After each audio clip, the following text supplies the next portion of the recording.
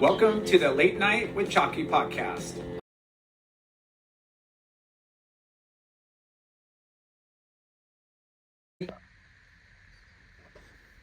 Friends and family, brothers and sisters, welcome to the Late Night with Chalky podcast. Wow. We're sitting down this week with a talented artist that has been creating custom surf trophies and awards since 1988, but we heard he's been doodling a lot longer than that, back in the 70s. But he also creates custom art, logos, sculptures, resin casting, fine art, furniture, I even heard. Show me a piece. And he's mostly known for surf trophies and contests with huge companies located all over the world. And we know some of those companies, and you showed us in the other room. WSL, World Surf League, Quiksilver, Verizon, Hawaiian Airlines, Dukes. We saw your, I don't even know, a collection. What do you call it? Like all your... it's my shrine. My Duke shrine. It is. It's probably one of the best in the world. And even the 2020 Tokyo Olympics, you did stuff for them. Yep. That's incredible. Paris Olympics. In Paris. Well, in addition to surfing trophies and awards, his dioramas over here, and he's got them in little TVs. So sick. Those are incrable. Yeah, it's just kind of... Even when I was a little kid, I would make little dioramas. That was one of the coolest shoebox, like, Yes. arts you do in class. Yeah. But like, you took it to a whole new level, and we're gonna showcase some of those because those are incredible. And you did one.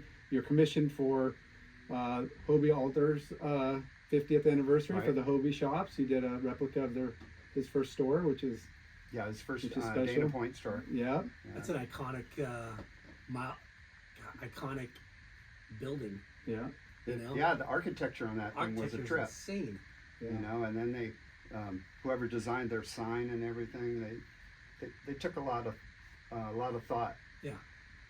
And you also have the licensee for the Endless Summer, and you've been doing a lot of stuff with that. Yeah. 50-year anniversary with them. Yeah, this is they're celebrating their 60th year. 60th year which now. is 1966. Whew. So the 2026, and they kind of start a little bit early, so they can ramp it up with products and events. And Well, we got to check out that chess set when we're Yeah. done. I'm sure you have one here still. We'll check it. I don't. Oh, sold out, you guys. But we welcome the world champion of Surf Trophy Creations over here, Dave. Mr. Dave, do you have a nickname? Because we forgot to ask you. Surf trophy guy. Okay, Dave, Surf Trophy Guy Reynolds. Welcome to the show. It's been a long time coming. So, for those that aren't watching, we're in a time capsule / museum / your workshop. This is where everything happens. Right. / art library. Everything. Yeah, I kind of surrounded myself with all these things that I love. Yeah, we're going to take tons of pictures if you don't mind, and then maybe do a little video walk around and showcase what you're working on. I see over here Rip Curl Grom Search trophies in the works. So I was it last year that I was here? Yeah, I think so. Yeah. And we've talked about getting you on the podcast forever, and I came here last year for whatever reason. I think I picked up our medals for board riders. Board riders, yeah. And then we'd see each other from time to time, and finally the other day, Surfing. see you surfing. I see you out in the I was water. like, what the hell are you doing Friday? Nothing. Let's do this. Perfect. And that's what happens. We communicate with a bunch of guests that we're looking to coordinate with, and it's just life's busy and this and that, and it's funny when we do have people that they've been on top mind for a long time, and it just doesn't happen, and it's fine. Right. Timing's everything. One thing that I was thinking about is Jay was doing I was doing your intro. These trophies that people win, like they're like winning the contest or winning the competition. That's like the first thing that people go, fuck yeah, I won the contest or whatever, right? Right. And then when they get on that podium and then they get the trophy, that means so much too, like almost even more, right? Like for some people, all they want to do is accumulate trophies, right? Sure, winning the title is cool, but what you create, these fine works of art, like that's another award besides winning the contest, winning the points, or winning the whatchamacall, whatever. The prizes, the prize money, but then getting a sick ass fucking trophy on top of that. Yeah. Now, dude, for me, it's like an honor for me Yeah. to make these trophies for all these Yeah. guys, you know, because you know, it's a really cool niche that I kind of lucked out in and Yeah. got into. You know, nobody's like doing this kind of work at this level in the world, I'm thinking. Yeah. Not that I know of. Yeah. Well, they're unique You and know. special, and I have many just the typical trophy surfer, you know, the Yeah. gold, you know, The standard, the- like, just junk, Yeah. you know. Right. And yeah, you know, maybe take out the nameplate and stuff. I kind of collected just the nameplates, got rid of all, because it's just, but the ones I did keep were all the ones that are unique. And that's what's cool, is whether it's the company, the brand, the location, the surf spot, like there's a way to tie in a unique trophy to that particular spot. Right. and before we started recording, Late Night was saying how he had a couple of years. I don't really believe him. We'll have to see. Oh, yeah. But he said he's won a couple of your trophies in the They're past. probably just the participation Yeah. trophies. All right, let's You've get been, you've in, been hanging out with this guy way too long. let's get into it, man. How did you find surfing?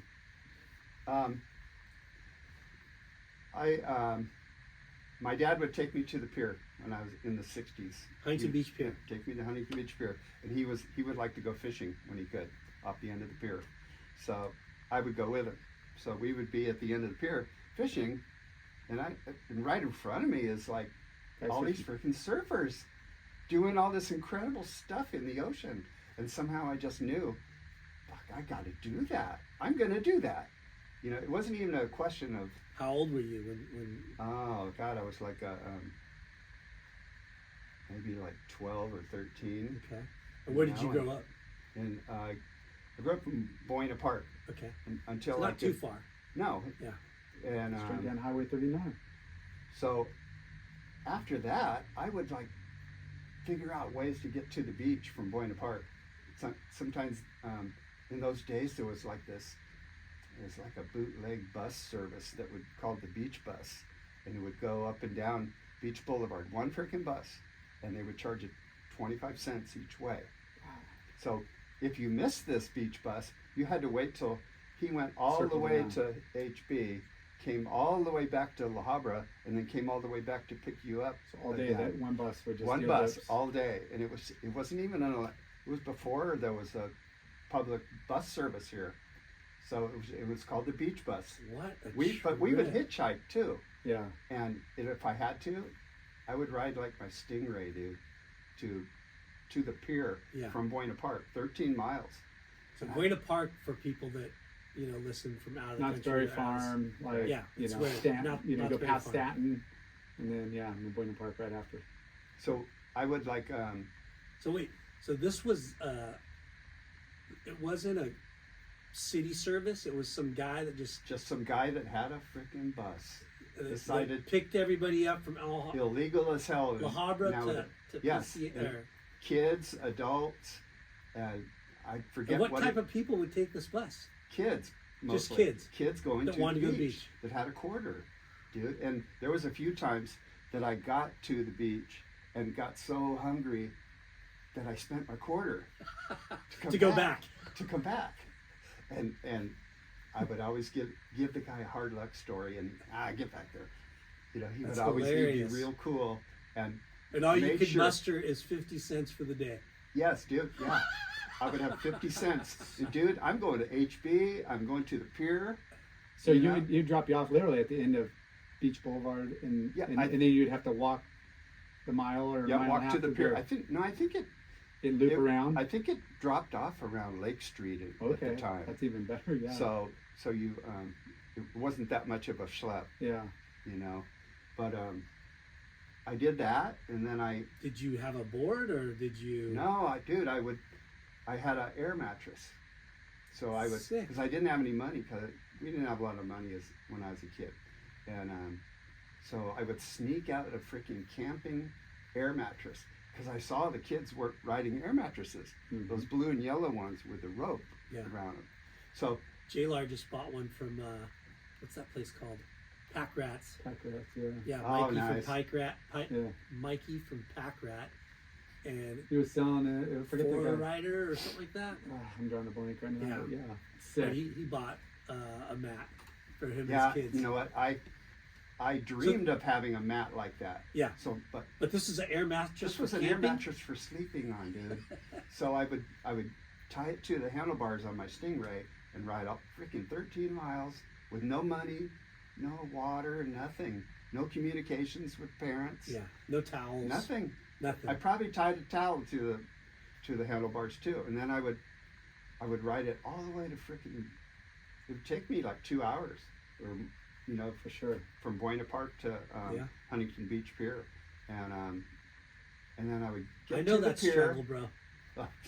I would get to the pier, take my air mattress off, and then I'd get under the pier and I'd be like watching the waves and blowing this freaking thing up. Dude, I'm like getting high. I'm getting dizzy underneath the pilings, blowing this thing up. And then I would double it up and I would paddle this. I'd probably look ridiculous. I would paddle this thing out in the shore break and turn around and I would like knee ride these waves. Were other And kids that's what doing got the me same hooked. thing? The what? Were there other kids doing the same thing? Not really. No? I didn't know anybody else. I would go by myself. Everybody else had surfboards. No, nobody in my neighborhood, nobody that I knew surfed. Yeah. Period. Who did you ever recognize the surfers that were in the water? Like, were they people that? No, I didn't know anything about surfing or surf culture. But was there a lot of or surfers? anything? There was a lot of surfers in the water, and I'm sure a lot of them were the freaking The who's who. local crew in the 70s. Yeah. But I didn't know this because I never even laid eyes on a surfer magazine. When I was 13, there wasn't like surfer magazines in every freaking liquor store and drugstore. So we didn't know a lot about surfing. It was just the maybe the surf movies, the things that you saw on TV or whatever. We weren't, but somehow I just knew I had to freaking learn how to do this. So I graduated from the air mattress, and then I had a birthday coming up, and I saw this. I'm riding my bike through my neighborhood, and I saw this like 8-foot harbor yellow surfboard, looked like a big banana. At a pointed garage nose, sale? Yard pointed- sale? At a garage sale. And I pulled up and I asked them how much. And they told me $17. 17. $17. It's a lot of money. So what a number. Yeah. yeah, so I rode my bike home to my dad and I said, Dad, my birthday's coming up next month. I saw this surfboard at this garage sale for $17. Can I get it? And shit, he pulled out $17. I went and got that board. And $17 for my dad at that time. Yeah, it's a lot I of mean, money. he had 6 kids, wasn't making a ton of money. So $17 was a good chunk of change. Yeah. How serious are you on this, son? But if he saw you riding your bike and catching the bus and making efforts, he figured he maybe like this might be, good for him. Yeah, so 6 kids. What does your dad do for a living? he was like manager at Thrifty Drugstore. Dude. Wow. Yeah. Free ice cream. No, I don't remember getting free ice cream, but I did. It was cheap though. I did scoop ice cream like Yeah. on holidays, because my dad would tell me he'd be like working on holidays and Christmas, and they were open, and he'd be doing all his either Bookkeeping. record keeping or stocking shelves or whatever somewhere in the store, and then any little kid that walked up with a nickel could start tapping on that glass, and somebody run has over to there. stop Yep. what they're doing, wash their hands. So every now and then on the holidays, my dad would pay me to come Work. in and scoop those Perfect. cylindrical scoops of ice cream. Yeah. 5 cents a scoop. That's what it was. Yeah. The I good think old it was days. 15. I remember a triple 45 cents. I'm like, God, can I scrounge up enough 45 cents? Right. Chocolate malted crunch, chocolate and whatever bubble gum or something stupid. Right. Doesn't even match flavor profile, but Beach Boulevard in Atlanta. yeah. There used to be a Thrifties there. I remember that. Yeah. And fudge, man. Yeah, down Delaware I wish Hill. I and- wish it was still there just for the kids to experience that. I But remember. Mama's still does a Thrifties yeah. ice cream little. Right. Yeah. You know, the first place I moved to here in HB was with Edgar Apodaca. No way. Yeah, him So, and I let's moved not, from let's Buena not Park. fast forward yet. So you got this board, this harbor, Okay, I got. and had you surfed before? I never surfed. I didn't know anybody that surfed. I had no freaking money, you know. So what I did was, I knew surfboards had leashes. I didn't know what they were made out of or anything. I could kind of tell that there was like a leather ankle strap, and it was the bungee cord material in those days. Okay, and then you would drill a hole in your fin, put the rope through it, and then tie a knot. That was how you attached leashes to surfboards in those days. So I didn't have any money I didn't know where a surf shop was anyways, besides the pier. Yeah. You know, I was Main going to Street. ask you, did you go to the shops and walk into surf shops when you were a kid? Not really. No. No, not until I was closer to being an adult did I have that kind of money. But so what I did was for the leash, I found a piece of nylon rope. Okay, it probably was like maybe 3/8 yellow nylon rope, and I stole one of my sister's belts, and I kind of knew how the little ankle strap So you made an designed. ankle strap. So out I of a made an belt. ankle strap Oh out of my God. sister's belt. I told her like 40 years later what I did. Remember that Why is belt this you hole? lost? Why is there a hole like we're really close So to? yeah, no, I just freaking got scissors, dude, Oh, and cut it just up. destroyed it. I sacrificed her belt, her leather belt, for my surfboard leash. Yeah. And I think it was a good investment. You- So how the board was 8 something, right? right. And how did you go to the garage sale, you buy it off this guy. How did you get to the beach the first time with that board? Under my arm with a towel, all from Buena Park to Crabs. Shut the fuck up. Yeah. To and Crabs you even Crabs, went to Crabs, that's where I learned to surf. So I would ride to? my. That's even farther. No, it's not. It's a little about bit the same? closer. It's You a cut- little. It's actually a little bit closer. Cut 'cause down Lamson. We're down or Valley Chapman. View, Valley View. you know, and then turns to Bolsa Chica. We would usually get over to Seal Beach Boulevard Yeah. and ride our bikes that way. But so I learned to surf at Crabs, you know, and nobody taught us or anything. We would just, me and 2 other guys, we would just wade out with our surfboards, you know, way steep, jumping over the whitewash when it would come. And when we saw the right one, we thought we would turn it around and get on it and start paddling, and then the whitewash would catch us and then ride us all the way to the sand. Okay, so I did this for I don't know how long, and then one time I went by myself and it was glassy. Okay, because we usually showed up when it was blown. Midday. We didn't Took know. a couple hours to get. We didn't know anything about this wind direction bullshit. Yeah. You know, we didn't know. So one day I showed up and it was glassy, and I knew that the best surfing was when you would cut left or right, dude. But I didn't know how to do that.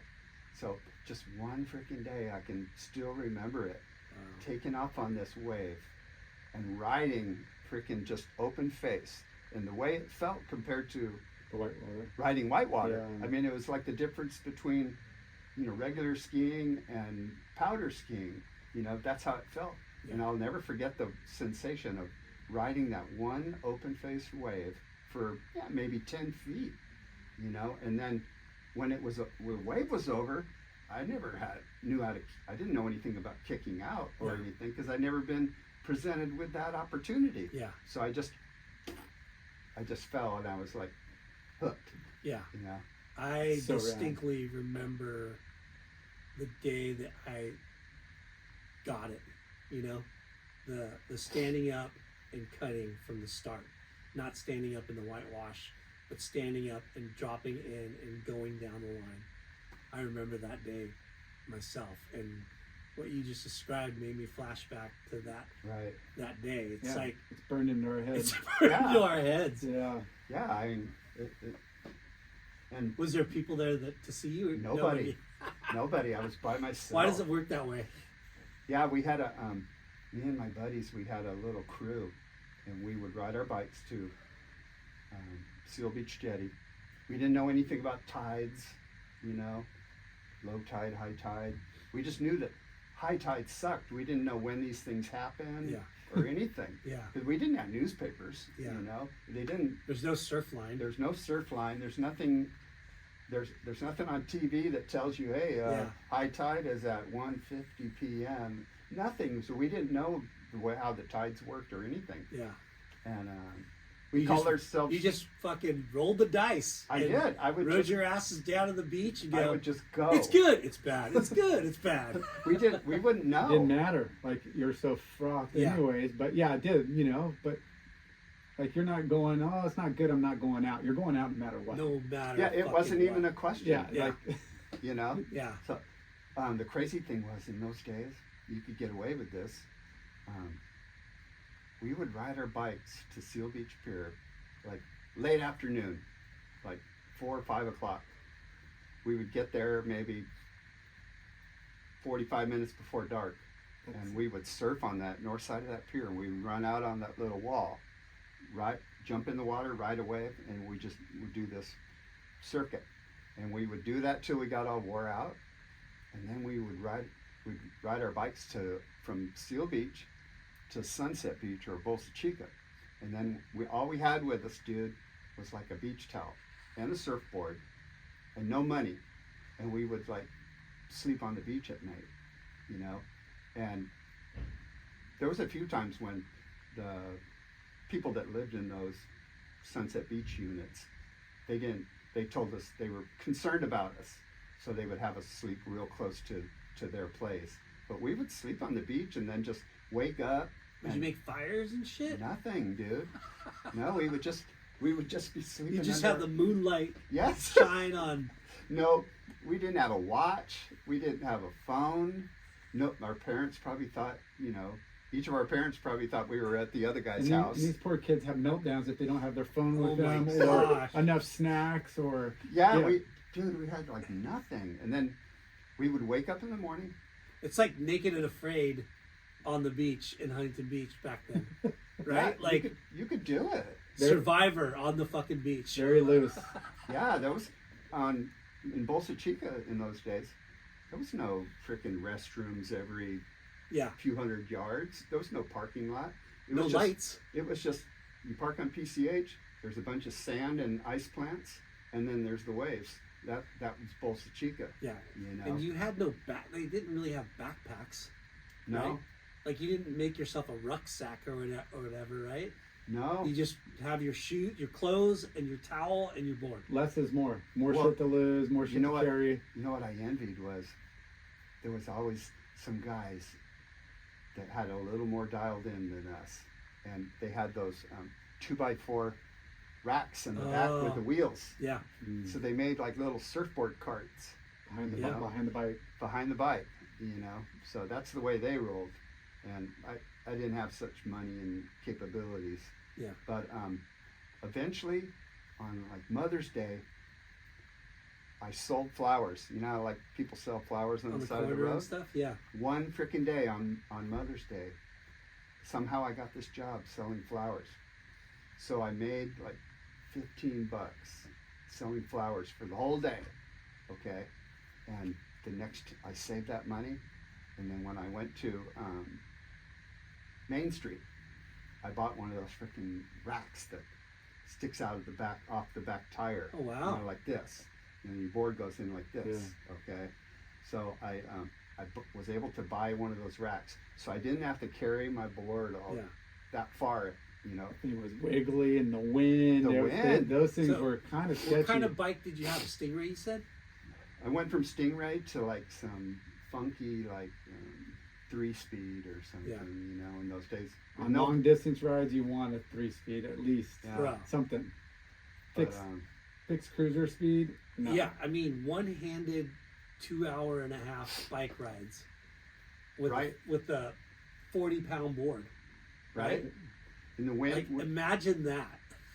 And we would leave in the middle of the day sometimes, and when the wind had already been blowing. Yeah. But we didn't freaking know about the deal with the wind that Yeah. comes up during. Cars driving, honking at you, like trying to scare you and laugh at you, but you're just like, "Fuck you!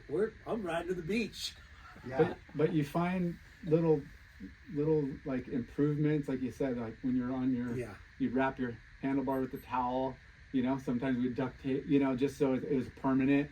Right. So you didn't Took bend your the rail. foam and put but it then on the- and then you upgrade. You finally, because there was no Home Depots back then. There was like a proper like hardware store, and then you like, oh yeah, the foam that would work perfect. Yeah. But, Yeah. But the bike racks, I remember going off the curbs and just busting my tail, just like doing stupid shit because there was no, they want safer to ride on the sidewalks, but there Curbs was, didn't have little driveways. they didn't have the handicap drive. handicap. Yeah. Oh, speaking of those, that surfboard rack that I had, okay, those, when you would ride your bike, every little bump that you hit, the board would start coming down. Yeah. So when you would go into a driveway or whatever, the freaking tail of the board would, Yeah. across the pavement. Yeah. So for the longest time, dude, while I had that board, I had like this little asymmetrical thing going on because I had worn like this much of the board on one of the part. It was like a rounded pin. Yeah. So I was riding an asymmetrical for a long time. Without even knowing it. Yeah. How long did you ride that board for? I rode that until I was like maybe 17, Shit. 16. So Because you bought it at 13, I right? rode it for a few years. Yeah. Because I didn't really have the money, and it wasn't like surfing every day. Yeah. When you live that far away, there was no bus. So who did you roll with? Like your siblings or your friends on the neighborhood? No, Who I else had surfed? like two buddies, and Edgar Apodaca was one of them. So you guys have known each other since then? Yeah. Since you're 13? Yeah. Wow. So What a trip. way back in high school, we went to high school together. Not quite 13, but I got to know him in high school, Okay. and he was like a kneeboarder Mm. in those days. Half men. Yeah. Is that what they call them, right? Or Cripples. Cripples. Isn't boogie boarders half men? Dick draggers. Dick draggers. Okay.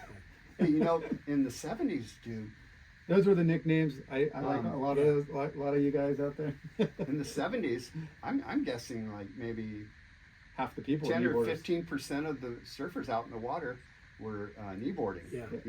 There was no boogie boards, so you were either a stand-up surfer or you were a kneeboarder, and it was way more popular in those days. Way more Nowadays, you hardly see one at all, but Rare. it's very rare. You Yeah. don't see them all the time. They all go to the same spot where I surf. 7-9 Tower Set. Oh wait, sorry. Yeah. I mean It's a secret spot. somewhere man. down the Yeah. beach. Secret spot. Every competition had a kneeboard division. Yeah. Yeah. In Back high in school, we those had a days. kneeboard division. You worked with Bill Sharp, Yeah. and he's Yeah, champion kneeboarder he's himself. hardcore. Yeah. Wedge freaking charger back in the day. So, were you into other sports too growing up, or Well, was skateboarding a thing, or skateboarding was one of my bags. One of the reasons I started surfing, and it was just kind of like incredible timing, was I got real discouraged with competitive, organized sports. I just had it because there was a lot of I wasn't very good, so that if you weren't real good in those days, the coach would just not even play you. They could do that. Yeah, Not every kid got to play in Yeah. those days. If he wanted to win more than he wanted little David that Okay. just showed up with his freaking uniform on Saturday, he wanted to win more than he wanted to let little David go out in right field and Yeah. hopefully nothing will go his way. yeah, So Yeah. and then this kind of disturbed me even through high school and stuff. So when surfing came around, I'm like, this is incredible. There's like no rules, no uniforms. You're in the ocean. It's No coach. unpredictable. It's freaking dangerous at times, it's a hell of And a then- drug. Yes, it is. And then somehow I learned that the girls really love surfers too. Yeah. So it was like it had all these things going for it. So I'm like, why would I do all that other stuff? Chicks on the beach, hanging out with the older crowd for the most part. You might have a couple, because there wasn't a lot of kids. Even today, like there's a lot more kids participating, but because there's a lot of third generation surfers now. Mm-hmm. But like, it was kind of a Wild Wild West kind of vibe, Yeah. you know, both in the water and just the creatures that hung out at the beach. And back then in the 70s, surfing didn't have a good rap. No, you could assault people and Yeah. and get away with it in those days. I mean, seriously. Yeah. You know, so I always remember there was like once in a while, like we would be at sunset or Bolsa Chicken. We would talk amongst ourselves and decide if we wanted to venture all the way to the pier, you know, because for us, dude, that was like freaking pipeline or something. Yeah. To go from the arena. Seal Beach Pier, riding these little crumbly little whitewash to freaking, you can't even touch the bottom out there. It was Yeah. so far out, you know, where those surfers are. Yeah. And we knew this. Yeah. And back then, these guys didn't cut you any slack at all. Right. And, you know, so Ruthless. it was a crazy, but that was quite an experience. And then we would go up and down Main Street and we All the would shops. walk into some of these shops and we were just like dumbfounded, you know. There would be pinball machines and surfboards and then all this surf equipment and stuff that we'd only seen in borrowed magazines, you Yeah. know, and it's all in front of us. It just made a huge impression on me Yeah. in those days. Yeah, all the surfboard, you know, they take pride in the color and the designs and the air sprays. And, you know, Right. now you go in and it's like all white boards. I mean, there are some pigment, there are a few designs, but each shop had its unique, like, Yeah. vibe and feel. And going back to that, you know, when you get better and better, you know, you get to the next level, you're surfing and you're a little bit more confident. And, you know, you leave Seal Beach, you go to Bolsa, and you go to Bolsa to the cliffs or whatever, and then you go to the pier. Like, there's, you know, barriers to entry at each spot, you know? Like, not so much these days, but back then, like we talked about it. Every spot had a local Yeah. vibe. Where you kind of had to, you know, earn your way in there, or you get sent home or sent away. Right. Right. Yeah, I remember guys weren't very inviting at the pier when I finally had the nerve to venture to paddle out there. Yeah, yeah. You know, it was scary because you know, we had only surfed in water that you could wade out in, you know, and then you can't wait. You have to paddle all the way out at the pier. And Breaks so waves much were fun. better and more powerful, and you know, Right? yeah. And there's dudes that rip, and you're like, holy shit, what's going on here? Like, Yeah. you I mean, know, a 6-foot wave to us in those days, it might as well have been 20 feet. You know, that's what it seemed like to us. Really Yeah. far out, You know, pump and surf, and and then intimidating. Nobody's looking out for us. yeah, Our parents don't even know where we're at. You know, Yeah. anything could happen to us. So So what was good. your first job? My first regular job was I was like courtesy clerk at Ole's Hardware in Buena Park. And that was the guy that like, I remember Ole's Hardware. yeah, that was the guy that they would have do whatever needed to be done, whether it's like Courtesy cutting clerk. whether it's cutting the bases on the Christmas trees that just came in, or loading steer manure into some old lady's car, or sweeping the floors and cleaning the restrooms. That was all my job, and I was making $2.50 an hour. And with that $2.50 an hour, I worked there for like maybe a month, and then I went and bought a pooch moped, a yellow pooch moped, and I installed my freaking racks on the back of it. So now I'm freaking styling, I'm freaking riding to Seal, Yeah. you know, on my pooch moped, wearing my I had a Primo spring suit, so here I am, all cool with my blonde hair, cruising down Seal Beach Boulevard with a surfboard behind me. Yeah. You know. was that the one with the gas tank down the middle of the Uh-huh. like Yeah. the frame? Yeah. Little like silver polished like Yes, There's lots of hoops. chrome. Lots of chrome, but There's- you couldn't even put a whole gallon. It held like And you had to do two-stroke to it. Yeah, you had to add Some oil. kind of mixture, right? Yeah, so that was my pedal my start, beach like transportation. a proper moped, like pedal Yeah. start. You had to pedal Yeah. to start it. There's you know? Peugeot and there's Pooks, and I don't know. Yamaha and those came out with like the more But those were moped, the two. but those Those were right. the two that I Vespa. remember. I heard, Yeah, that it Was was it a like- big thing in the 70s. They just everybody wanted one. Well, now they're all That's e-bikes. All the kids. now the kids Yeah. just like You know. they went away for a long time because they're considered like a real motorcycle. it's crazy car. how now big e-bike. those were, though. It, Mopeds were huge. You know what, dude? I was at Bolsa a couple days ago, and I saw some freaking pooch mopeds. I think they were like vintage, Nice. cruising I down. saw a guy yeah. just picking up my kid from school yesterday on one. a big vintage dude. one. Yeah, Yeah, We had this kid Duran Morley who owns Van Speed, and that's how he got into the business, like fixing those up. he started making motorized bikes, Turning- his own. Yeah, and then he started restoring mopeds, nice. yeah. and now he makes van conversions, spinner Yep. van conversions. I've seen his work. Yeah. So you got yourself a moped, put your bike rack on it, and did you? I think you said you got a new board. What was your next board? after Oh, that? my next board was like this 7.2 like swallowtail. It was light purple, had a little swallowtail at the bottom, had like a clear brewer single fin on it, which was Nice. pretty common in those days.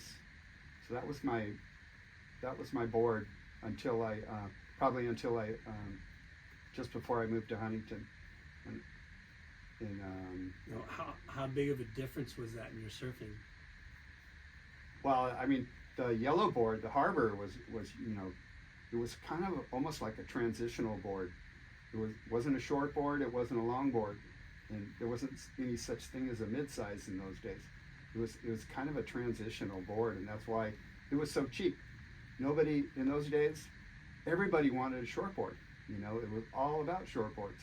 You could buy frickin' Velzies for $5 in those days. Yeah. Because nobody wanted anything to do with them. Yeah. It was all about the 70s. And Yeah. Yeah, we talked to somebody was telling us like as soon as like Couple models different came people. out and they stocked the stores, like something else was already coming out and those were kind of almost obsolete, like because Yeah. it was it kept Longboarding shrinking and changing. longboarding died. It Like, did. nobody wanted a longboard. You For know, what- that was a dad brand. That was an old guy like Yeah. deal because all it's like now again like whole new generation of And you're surfing. kind of the younger generation from Vietnam, right? I wasn't in risk of, but I know the era. Yeah, Yeah. I know what you're talking And- about. Because you're right around Scott Scarborough, in flight. No, I don't know him. So I think he's around your age, and he grew up in Buena Park as well, right? Is it Buena Park or Tustin or? I don't recall.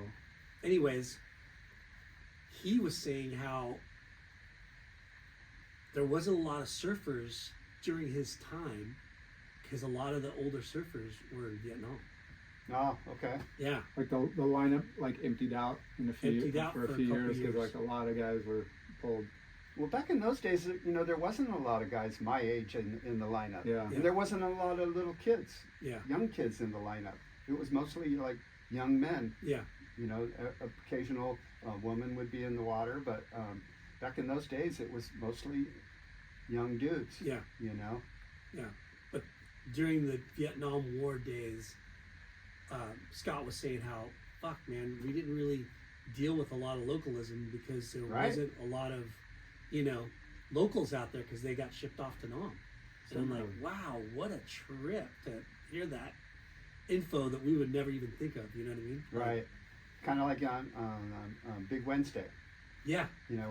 Where all the When they were, surfers, yeah. And what's crazy about Big Wednesday and what we were talking about longboards being worthless is when Big Wednesday came. I'm a huge fan of Big Wednesday. Yeah. I have a little collection back there, Yeah. script, everything. And one of the things about Big Wednesday when it came out, it wasn't well received.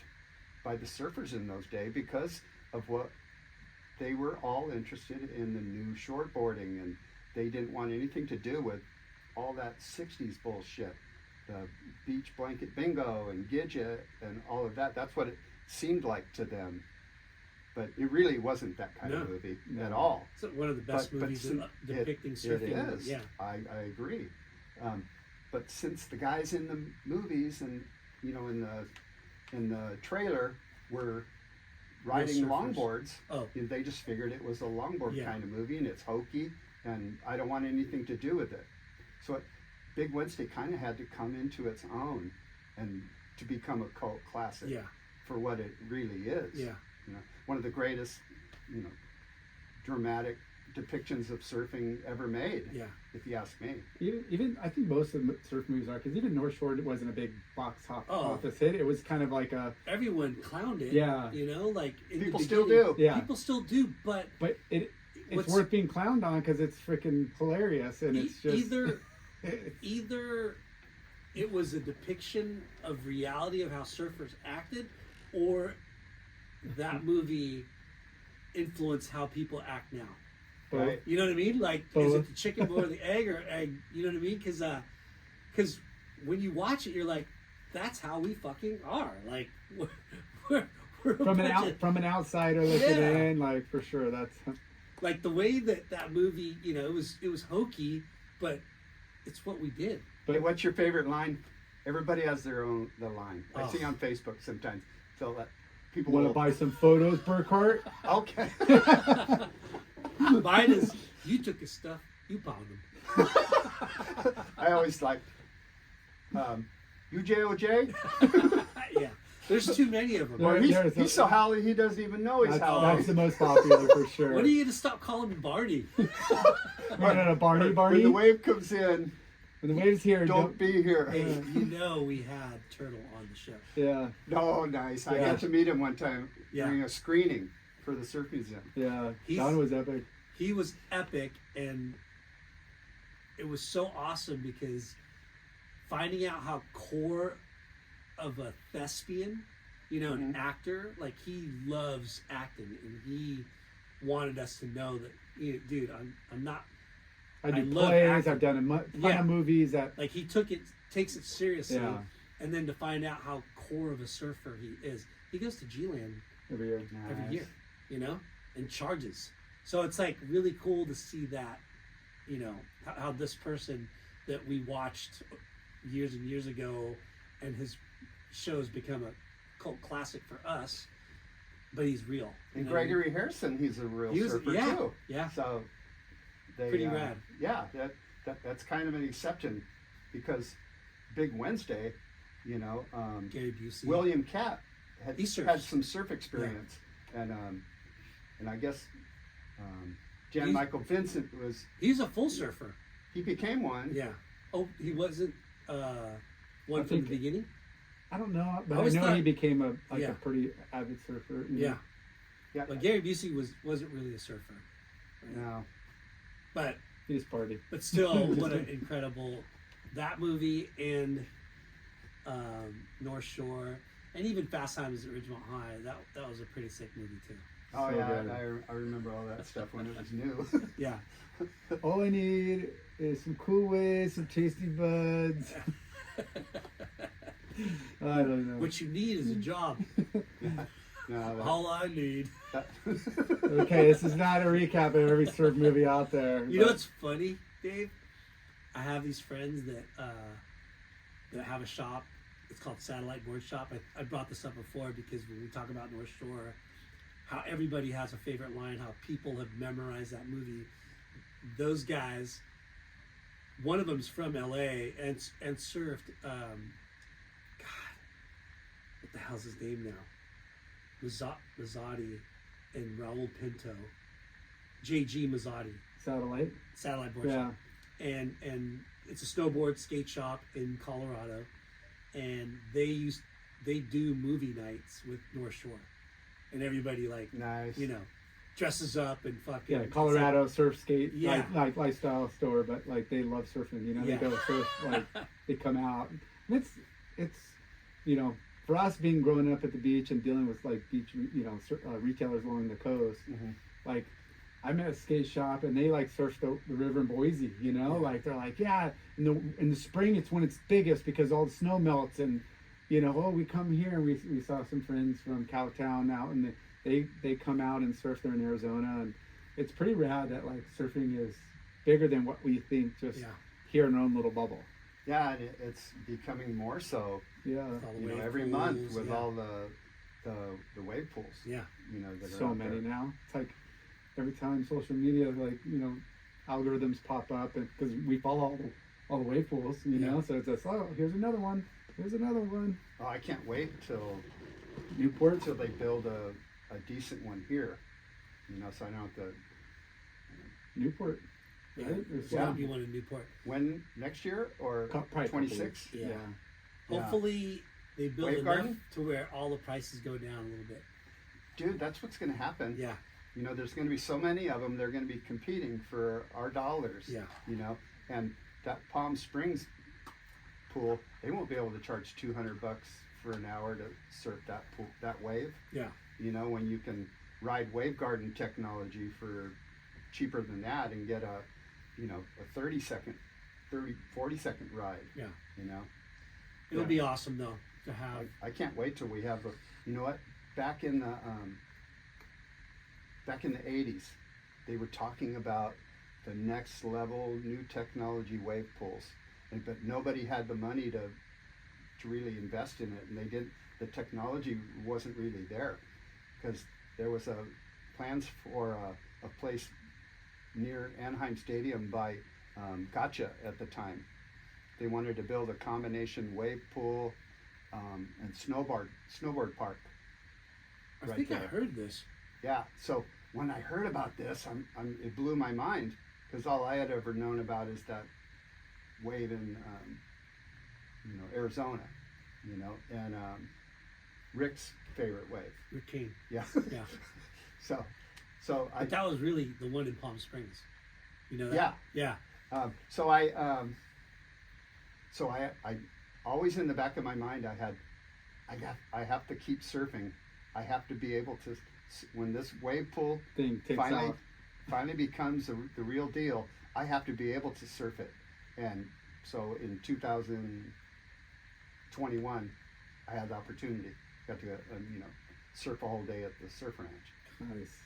So Yeah. and after I rode that, I was so nervous driving there because I'd watched guys way better than me miss waves. I've seen guys way better than me fall thinking they're gonna rip, and snap. And dude, it's so easy to get behind the lip line on that pool because it's pushing you away from making the wave. Yeah. It's not like an ocean wave where it will push you the way you want to go. Yeah.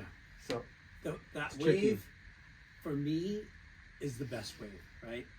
So far the best wave pool. I love the other ones, but for me, it's you're riding a point break wave, right? mm-hmm. A left and a right, perfect point break, long ass wave. But there's parts of it that you are like, oh, that doesn't feel like normal, right? But it's so perfect. Why would it feel normal? Right. It is bizarre. Yeah, Like the visual, the feeling, the way the water. It's definitely not. It's anybody that says anybody can pull into a barrel at that place and get pitted. Oh, No. dude, it's freaking It's intense. fast. It's powerful, and it's But tricky. it's so mechanical and repetitive, you could figure it out. Yeah, I never got super comfortable with it. I remember my first ride, nervous, like I surfed really conservatively, just big S turns, minor fades, so that I would be on my board when I got to the end when it barreled, Yeah. and when you're the very first time you ride it, you don't know where that wave's going to start throwing. Yeah. You don't know which flag. So, dude, I basically ducked just to keep from getting hit in the face with that lip, and just ducked and held on for my life, and came out at the end. And after that, it was like all my nervousness. Yeah. You know, I did it. I freaking rode the wave all the way to the end and got barreled. Yeah. You know, So so beautiful. everything from here on in, you know, Yeah. is gravy. You remember that day at Seal Beach when you started going left to right? Yeah, Yeah. And you'll forever remember. the same feeling. Yeah. But it is a little tricky, Yeah. you know. You need waves. You need to get the experience out Yeah. there, but you don't get that many opportunities. That's why the stress level goes up. The whole You're so day, focused. Everybody's watching. There's only one wave, and you're the star of the you know, like you're the Right. one. So The pressure's the on. pressure's on. It's Yeah. really pressure. So I mean- once you're up, I feel like that kind of goes away. But you're waiting CT2 or 3, and then it just Yeah. the countdown. You see the train move, and then it's like, oh, I shit. know. It makes me nervous just thinking about it Yeah. right now. But Well, then once you're out, Did you're you like, have to pay? Did you pay? It was somebody kind of sponsored me. Sick. yeah. So one of my customers Yeah. had a spot open that Yeah. somebody had canceled. He knew I had been there 3 times, bringing the trophies for the surf ranch Yeah. contests. You know, bring the trophies and everything, but Dave doesn't get any. Yeah. I never Hey, got a I chance. make the trophies for That's this the event. I don't get a gnarliest- wave. Yeah. That should be written in the contract. Each trophy is at least a couple waves. That's the gnarliest blue balls in surfing you can get. Is Oh, going to watch and dude. never be able to touch it. After my 3rd time there, and this is part of my job, delivering these trophies. After the 3rd time there, I told myself, never again. Yeah. I'm never coming here again. And just watching other guys get pitted. Fuck that. Yes. Dude, and I'll never forget the feeling. Because I had only been, you're at the wall. Yeah. Yeah. I don't know how many times you guys went there before you got to surf it, but I'd been to contests, the very first contest actually, and I'm behind that wall, watching all this go on. But the first time when you're not behind that wall, you're out on that freaking concrete berm, Yeah. with your freaking board under your arm, Yeah. and you're gonna paddle the fuck out and Yeah. take off on a wave. It's pretty Yeah. intense. We've been fortunate enough to go there. I've gone multiple times. Lars gone multiple times. It's freaking incredible. It's incredible. The experience, and everybody looks at the wave, but if you haven't been there, because all you see is a wave, but the compound is incredible, the food, the staff, Yeah. like it's a 5-star experience. It's a 5-star with a 5-star experience. wave, and that's what's really special about it Yeah. too. But it's fucking expensive. Dude, Like it, next year, Abu Dhabi, yeah, Are you going? I'm gonna go. good. And it's longer and it has more Oh yeah. wave options. Yeah. And it's bigger. Well, Trust me, we know all about well, it. Lemoore We was watch the it. test one that they had. After a year or two, they reconfigured the bottom and they made a bunch of tweaks to the wave. It's even and that- the last time that we went, it was way different from the Yeah. time before. So they've changed it over the years a Yeah. little bit, upgrades, but that's essentially the first in test pool, and then the Abu Dhabi is like a legit Yeah, that's bigger, the best strong, surf faster. pool in the world right now. Yeah. Is the wave in Abu Dhabi. Yeah. That one Wave Garden one in Spain that the guys are at, that one looks pretty good too. There's so many good ones. That Germany Hey, one. there's is ones in insane. Brazil and stuff. That one looks Oh. insane. I keep seeing these. Have you seen the German in Munich, the Germany one? No. Like I They said, every other posted- week there's a new They one. posted a video. It's Blair Conklin. I think Dylan Graves is there. And this wave, it has like a light show, that goes with the wave. And you're just like, what the fuck? It looks like a... Dude, it's just... Send me the link. The I waves gotta are see this. insane. What technology are we talking I think about it's here? Wave Garden. I don't know. But it looked... There's Perfect like a wave Swell, garden. Wave Garden, Surf Lakes, Yeah. It's a Wave Garden wave, I think. Kelly Slater Surf Company. Yeah. It's not Kelly's. It's one of The the plunge. pumps. Yeah, that's Surf Lakes. Surf Lakes. Yeah. And there's one of those coming in California too. That's what they keep saying. Somebody told me that they nixed that Yeah. the plunger. Yeah. Yeah. I You would don't- do it. You don't see it. No one posts about it anymore. I don't know. Yapoon? Like, when's the last time you saw Yeah, I haven't seen anything on Instagram Yeah. in the longest time. Longest time. They were blasting it out there when that Blasting place, it. Aki, and It was all so these- sick too He has because his own wave. how many fucking waves with one plunge? You have this, like And what a it's great and idea. it's multiple. It's not just one wave. yeah.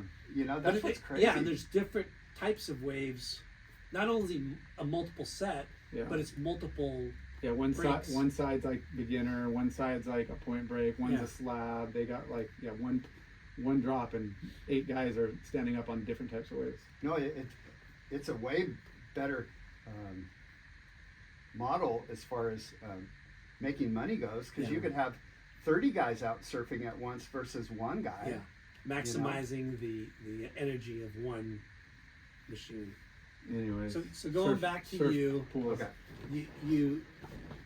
you're still in high school. You worked at Ollie's Hardware.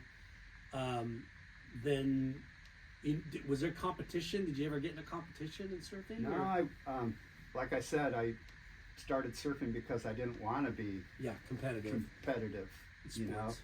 And one of the great things about surfing is, you know, nobody has to be the winner and nobody has to be the loser. You know, you're not like really competing with the ocean because you can't do that. You know, Sure, you're of kind course. of competing with yourself. You know, testing your own skill and your own nerve. You know, out of the lineup. So I ended up moving to Huntington Beach in like 1978. As soon as I had that job at Ollie's, I was able to, you know, save up a few $100 because you could move here to HB. You could get like a 3-bedroom condo for like $475 a month, you know, and so three of us guys shared it right behind Thrifty Drugstore on Beach in Atlanta.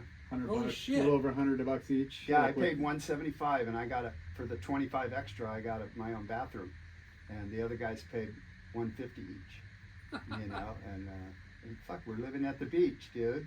We're able to go surfing like almost every day. Did you You- keep it that was job, you. or you pick a new job up once you? No, I got leave? another job when I Yeah. moved into Huntington. But before I moved to Huntington, then I had a car. So making $260 an hour, I bought like a '68 Camaro for like $1,200.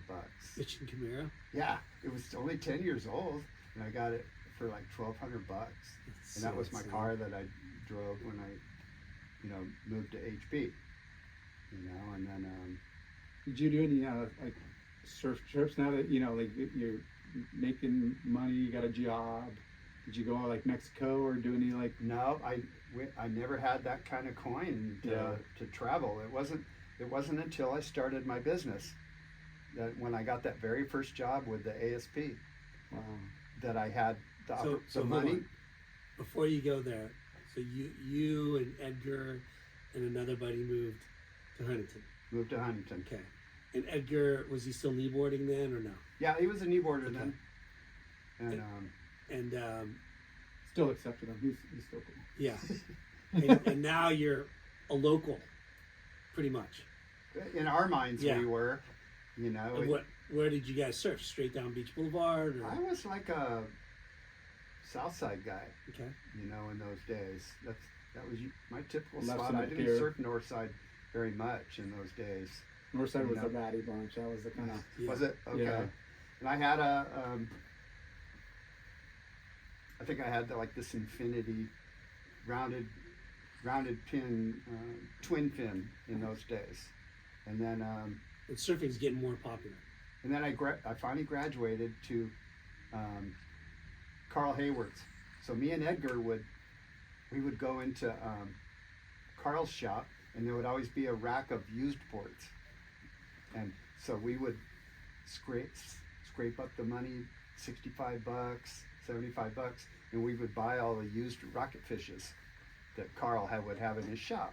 And then we would ride those until they fell apart and then buy another. You know, so that's I cut my teeth on surfing on Carl Hayward's. Huh. You know. Yeah, he's a great shaper. Yeah, He Carl was. Hayward and Randy Lewis were big when I was a kid, along with Robert August and, you know, Hawk, Ballister. I mean, they're a laundry list of names. Right. My very first brand new surfboard when I Surf had a little bit of prescriptions. money was I hired Carl Hayward to shape me a quad, and I still have it up here in the shop All right. because I saw that picture of Bertelman doing that aerial with the riding the quad, Hmm. you know, and I think it was like somewhere on the South Shore or whatever. This is super famous surf photo of Bertelman with a quad. Nobody had seen anything like it, and fuck, I had to have one. Yeah. So I think the board was maybe 250 or 275. Have Carl make a custom board. So were you guys going, like, now you live in Huntington, were you going to, like, was Golden Bear a thing, or? It was, but I didn't really have the money. Yeah. You know, Just work and surf and. I have the lamest Golden Bear story ever. I was riding my beach cruiser past the place, and they had to open the freaking doors out onto PCH because it was so hot inside. So I stopped my bike and I'm like looking inside, and the band that was performing, Lenny and the Squigtones from Laverne and Shirley. No way. They had a music and comedy act. So Wow. I sat there They and were watched. playing at I the watched. Golden Bear. They played at the freaking Golden Bear, and of all the freaking people that I could have seen Yeah. there perform, I got the freaking Lenny and the Squigtones. Laverne and Shirley was big though. Huge. It was. So you were working where now? Where did you start working, living in Huntington? Well, I had a job right over here on McFadden at this place called Ultra Tool, right here on Graham and McFadden. It's still there. Ultra So I had Tool. a job like changing bits out on these machines, and I worked like second shift, so I was able to surf during the day. Like milling like machines, like metal, wood, Like these, you would put in these carbide pieces, and then you would turn on the coolant, and then you would push these two buttons, and then it would automatically create these carbide tooling bits. Mm. You know, so I was doing that, and then I was. Were you going to try to go to school too, or no? No, I really wasn't interested. You know, Yeah. Just wanted to get to the beach and fucking surf. right? Yeah. Well, I ended up getting a job as a mechanic in an aerospace company, a machinist. So I got to learn. because of That this kind of job you work. had. Yeah. You know, you had Yeah. experience like working on machines and Right. they're like, oh, Boeing or Northrop or? No, it was this company in Tustin called Aztec, and what they made was honeycomb panels for engine exhausts for like everything from the stealth fighter to the space shuttle and commercial aircraft engines Yeah. for GE and It's things. crazy how this area was so into, the industry was aerospace, right? Right. big time. Huntington, even where we are now, like It's a this is lot. where Boeing and Northrop and all those. Raytheon, like, you know, Southern California, Right. you know, big companies. And when I worked there, I had I graduated. I got rid of the Camaro, and I got a square back. So I Was had that an upgrade or a downgrade? Yeah, it was Volkswagen coolness Squareback was my with jam. curtains, dude, and everything. Yeah, dude, that was pretty But cool. The Camaro was a muscle car, right? Yeah, But to a Squareback's fucking- a surfer ride, you know? It is, Yeah. but like the difference of like power Oh, yeah. and like, you know what I mean? yeah. yeah, but it wasn't really a choice. It wasn't like I traded in a Camaro for this. It was because I couldn't keep the Camaro going. Yeah. You know, because it Gas guzzler. had a bunch of mechanical problems, and I didn't have the money to take care of all this. Yeah. So, Squareback, you got a screwdriver and a wrench, and you can pretty much rebuild Right? the whole Yeah. engine. yeah, Is it air cooled? yeah. No, oil, well, air and oil. You had to add the oil like every tank, It's like a moped. pretty much. Yeah. But yeah, You don't see those around very much. I wish I anymore. kept mine. I Did was you like, a buy the stupid fucking kid. Aloha racks? I did. I think Yeah. I did. I think I had it. And I The always Aloha remember racks. those Little- things were real prone to theft. Yeah. Okay, because when you bought them, they had like freaking Butterfly. wing nuts. Yeah, wing Yeah. nuts. Okay, so and a lot of guys would just park their car and then come back and not have racks. Yeah. So what we 'Cause would there's do, assholes and thieves that fucking. It's so bad. yeah, we would You We read would- that? we Yeah. would get a hammer. We can pause. Pause it. Okay. Let me see here. Ready, set, go. We were talking about the. Oh, the Aloha Racks. racks. Yeah. Yeah, we would get a hammer and then just bend that. We would clamp them down and then bend that Yeah. bolt so that the wing nut couldn't be taken off. Yeah. And, that's how we would keep them. I think they were only like $15 a pair or something. Yeah. $20 a pair. I remember them being $40 to $50 when I was working at HSS and we still I had don't them. remember the price. I just remember the blue like vinyl or whatever, teal, and then Teal. and then the black like rubber. And Yeah. that thing would it would only last so long because the sun would just eat through that material. Right. Yeah. But they were so. I mean, if you're a surfer, you had But- to have that. But every car had those You had rain to have gutters Aloha that racks. they could just Right. like screw onto. That rain gutter was Yeah, the rain gutter. You needed the rain gutter. Yeah, you had, and dude, nowadays, a good pair of Aloha racks is like super valuable. They're worth like hundreds of dollars. Are they? Yeah, if you have a good pair of Aloha racks, Yeah. because there's vintage car collectors, Yeah. woody collectors, that So- will pay big money for frickin' mint condition Yeah. Aloha racks. Yeah. You know, So, bring it back. you're working at Alter Tools, no, Aztec, Aztec. Yeah. and that's when I started making the little miniature surfboards on my off time on my job, and I just Scrap had the- material, and you just have some downtime. Yeah, and I made a little model of that little board is a model of one of my Carl Hayward rocket fish. So without a template or anything, I just with this machinery I had in this place, I just made this little surfboard, and then that led me to build more different models, different sizes and stuff. Were you showing them off? Like were people? I was showing them off to probably the Your guys friends? in my To Edgar and your that I roommate. worked, maybe. And then from that, I decided, hey, maybe I'll get a picture frame, and I made some wild '80s geometric graphics in the background, and then I attached a longboard and like a modern thruster next to it. So Did you paint them too, or? no, they were like Just- just balsa. These were like balsa wood. So I made a little framed piece of art in like I'm guessing like 1987. Okay, and then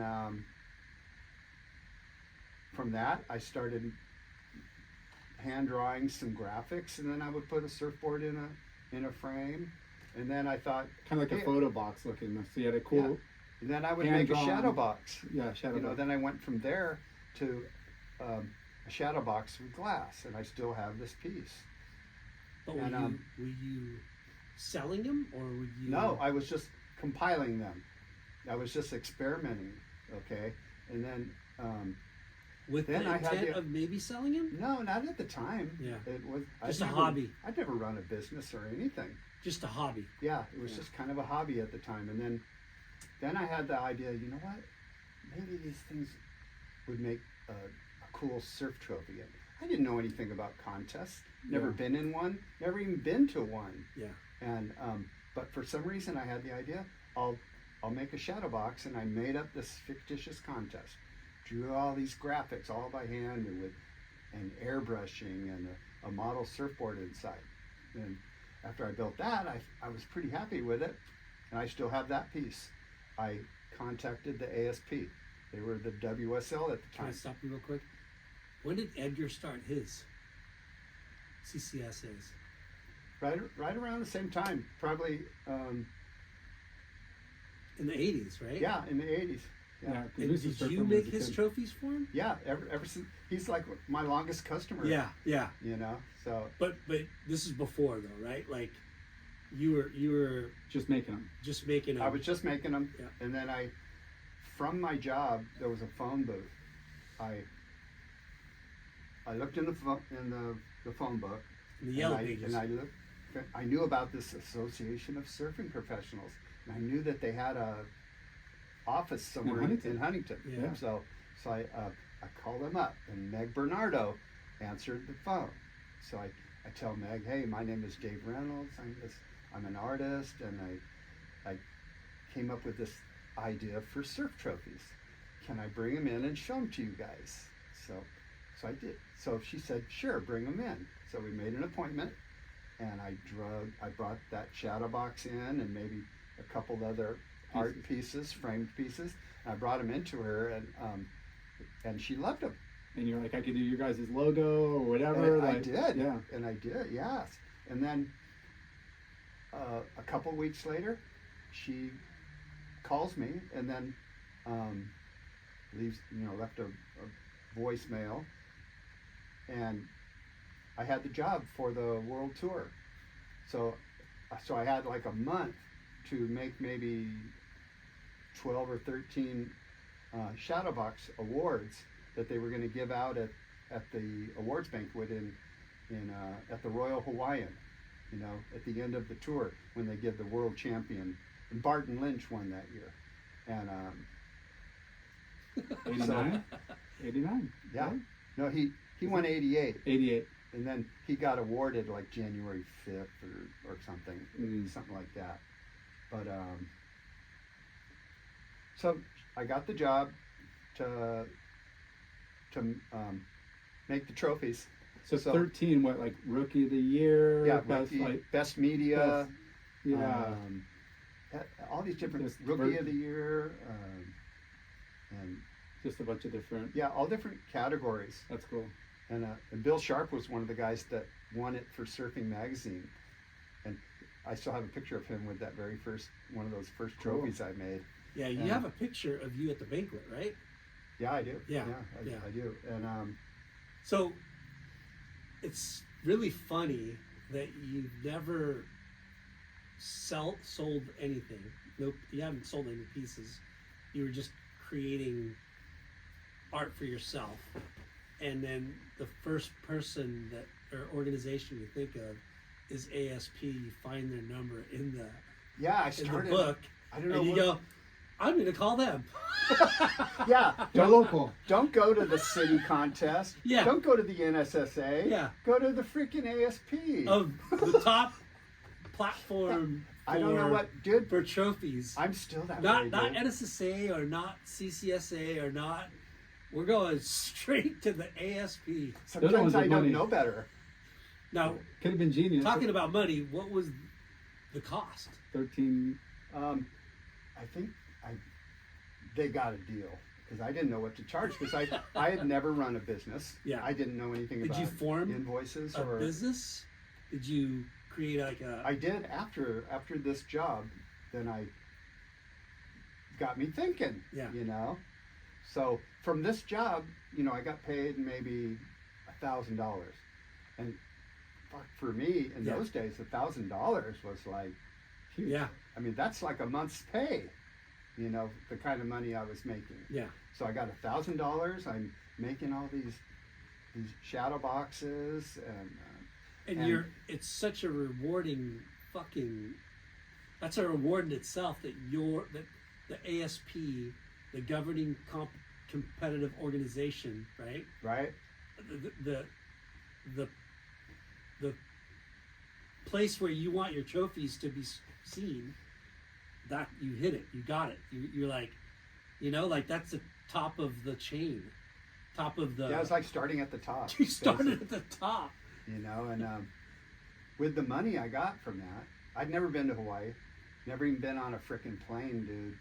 Wow. And with the money I made from that first job, I bought a plane ticket to Hawaii so I could go to this banquet. Yeah. And then they didn't invite you. Yeah. No, I still have the invitation. Yeah. I've been to many of these awards. One of the cool perks I always got was getting to go to Hawaii. But back then they weren't paying for you. They didn't pay me to go there, but dude, in those days, I flew with Pleasant Hawaiian for like $260. Yeah. a week in Waikiki, airfare and room, you know. So I of course I made enough to cover that, you know. And I bought my very first. I never owned a suit in my life, so I had enough money to buy this crazy '80s suit with like tapered here and shoulder pads and everything. I was real cool. Bolo tie. Don Johnson over here. No, the skinny tie. I have pictures of that too. So I got to go to this freaking banquet, and it Starstruck. blew my mind, dude. To have this heavies. job, to fly to Hawaii with my trophies, and then to It have just happened. all these guys that I'd only seen in the surf magazines all around me. And you're like, I'm the guy who built that. And you're as now they're thinking you're as cool as like they, Yeah. you know, like, oh, you made these. Like I'm sure they're impressed. Like that's pretty rad. And I didn't really Mingle. get much feedback from anybody except for Mark Richards. Mm. You know, I still have a picture of him and I with he won service to the sport that year. So he got a special award with a big photo of him at Waimea, probably the biggest wave he's ever ridden. And he really appreciated it. And on a later date told me that was his favorite trophy of all the trophies he's won. Wow. That's You rad. know? So How fucking rad is that? Like Yeah. the very first run of trophies you make, and you make it for one of the icons of surfing. and he Yeah. was that Four-time world champion. dude, and that was my era. Yeah. You know, the Sean Thompson, the Shane Rabbit Horan. Bartholomew, Shane Horan, Yeah. Mark Richards. And, you know, this was like my Jerry Lopez. This Yeah. was my era.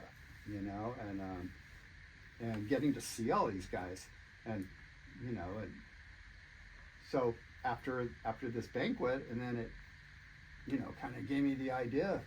You know, I got to act on this. You know.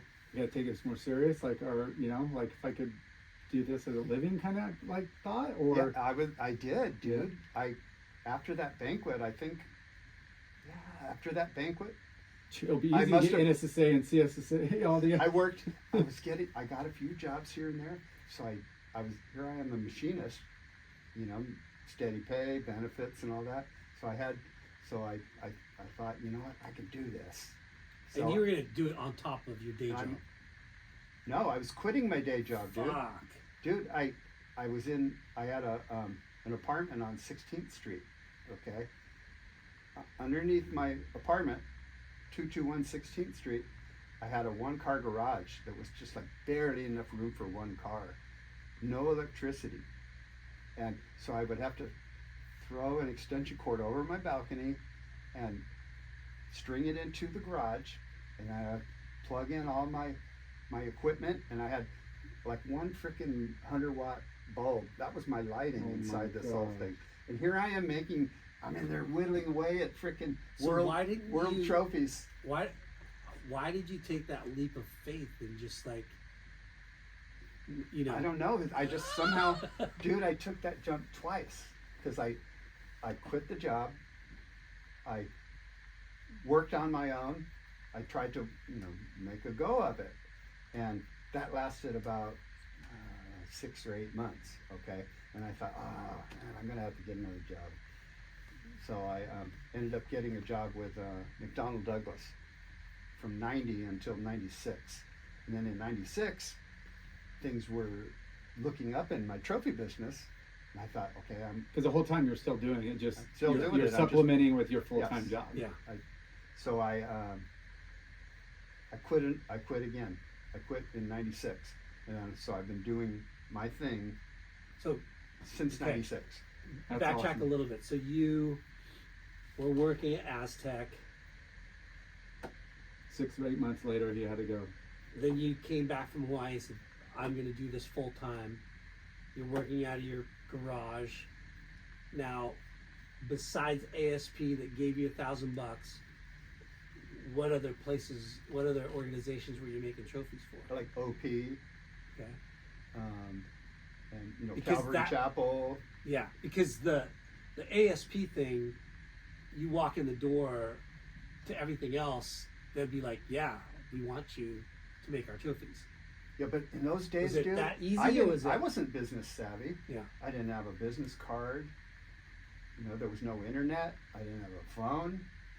None of that stuff, dude. I was just, and I didn't know anybody that had ever run their own business, especially any business of this nature, you know. So I was just kind of clueless, you know, and Yeah, I 'cause lucked out. No one's doing this. Well, you would thing. think like, okay, this is my way to make money. Okay, how many contests, how many organizations are there? You know, ASP's at this level, they have this many.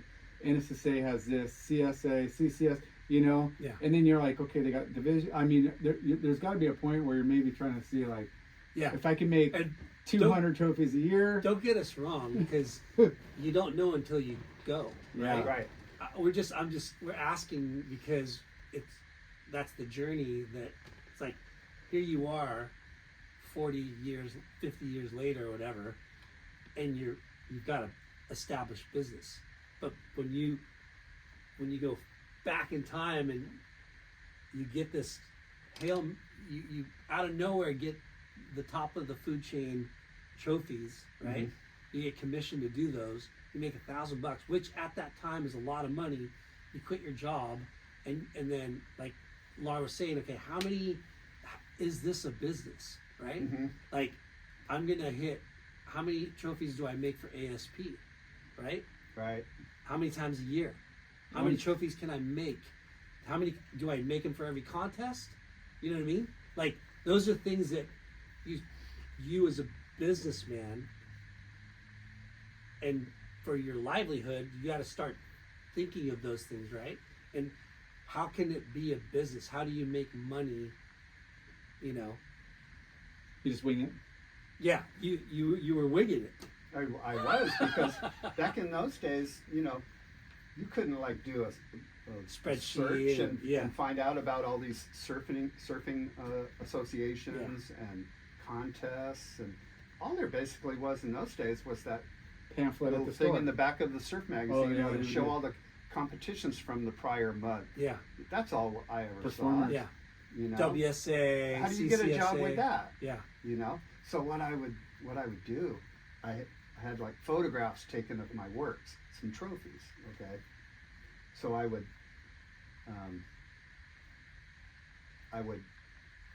look for these addresses of these companies that had contests, whether it be Stubbies or OP or whatever, and then I would like write this little hand note introducing myself and include some photos and here's my phone number, you know. Smart.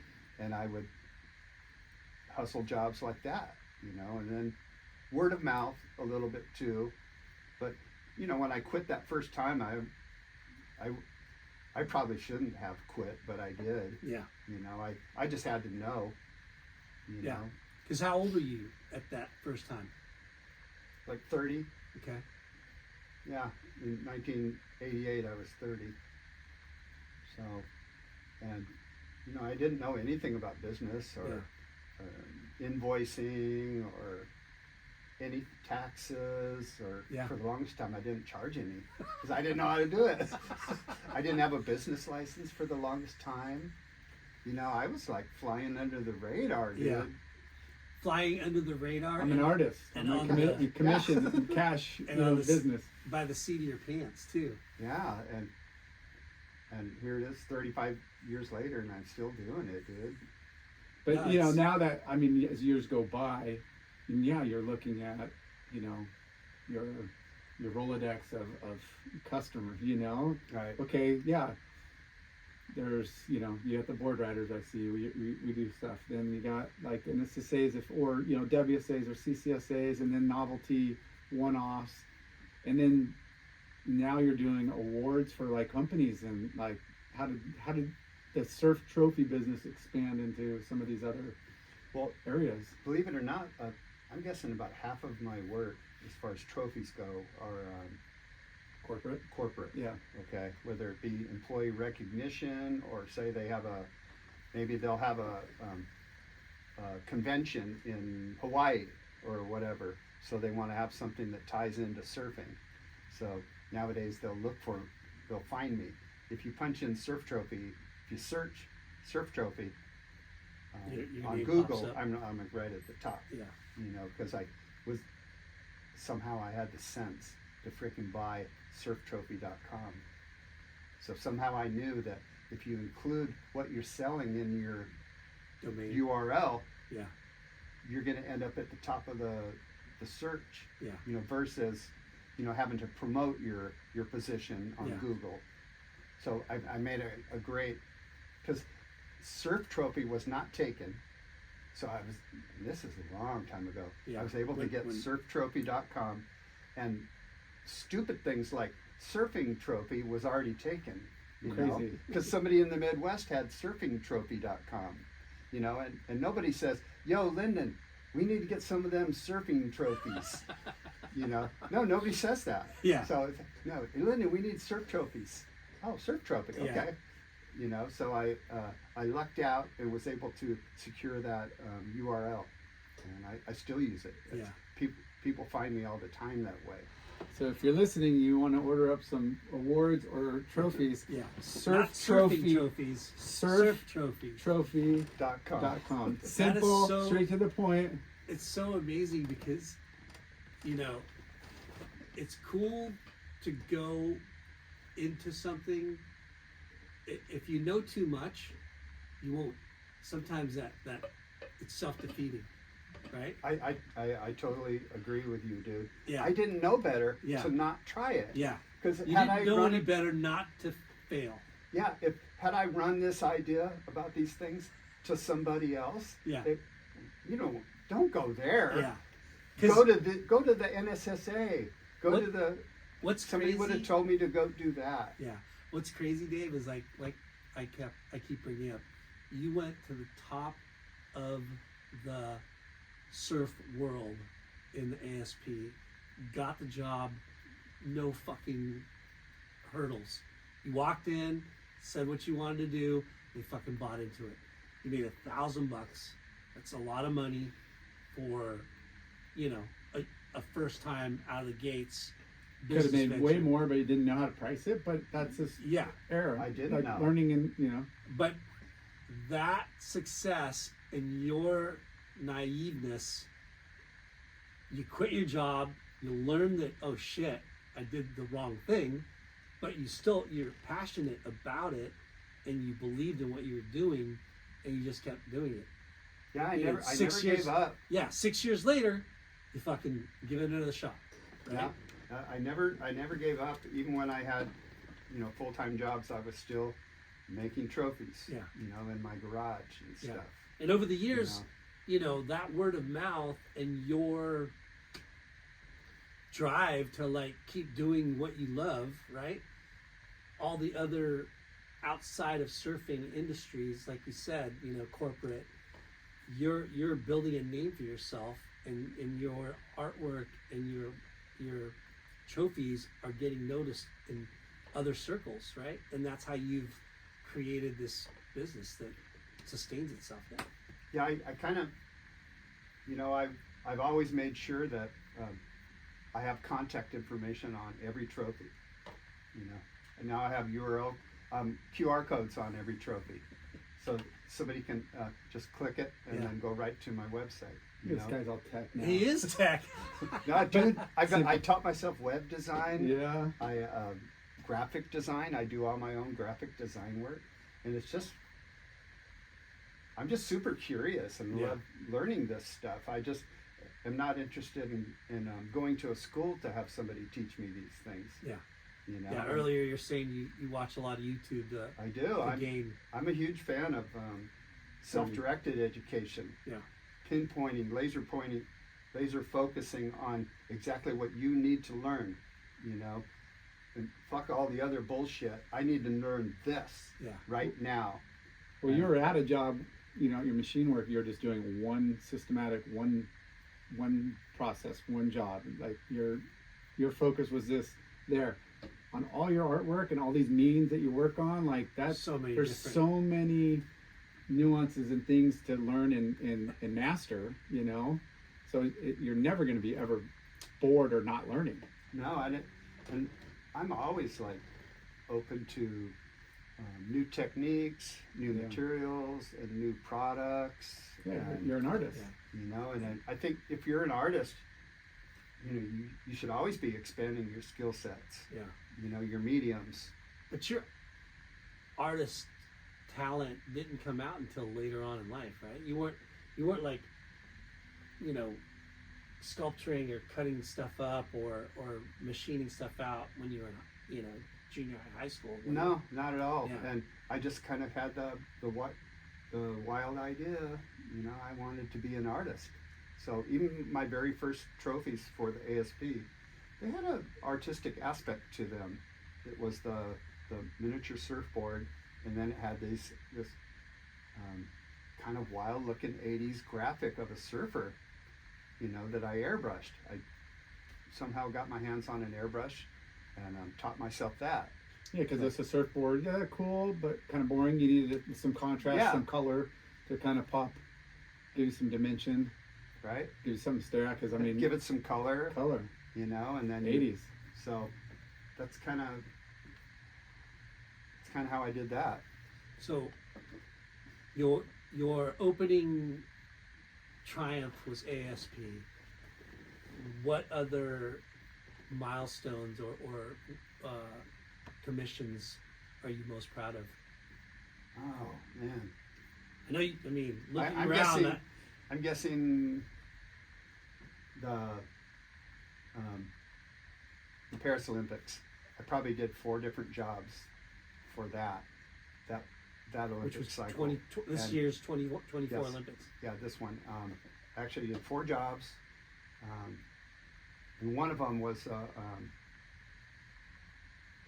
piece that every competitor in the world that surfed in the Olympics got one of these. Sick. You know, so How many of those did you have to make? God, it was like 30 or 40 of these Yeah. things. Awesome. You know, so that's probably, you know, of all the stuff I've done, that's probably kind of the coolest. 'Cause Right. I kind of think of the Olympics as being a step above even the WSL. You know, it's not as Yeah. it's not. It is corporate. It is, But but it's the not- history. It's Yeah. got yeah. There's only one every 4 years, you know, and they're each And one's at a it's- different. It's big, you It know, is. special. It is It's special. in a different I category. mean, people do You know, the the craziest anthem- life just to, you know, They do. You know, they sacrifice and train and Yeah. World Surf League is a different class of competition than the Olympics. There's a little More bit of a more. corporation. Well, as far as like prestige, to be an Olympic champion versus a world champion, it's different, Mm-hmm. don't you think?